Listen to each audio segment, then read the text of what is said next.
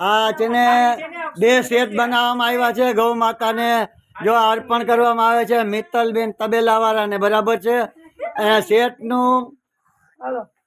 2 નું ઓપનિંગ છે આજે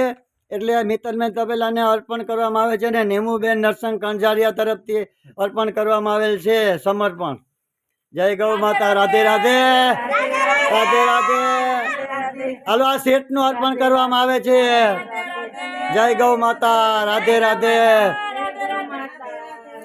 આજે જન્મદિવસ કોઈનો છે આમાં જેનો જન્મદિવસ હોય એ રિબીન કાપી અને શિકાર કરવામાં આવે છે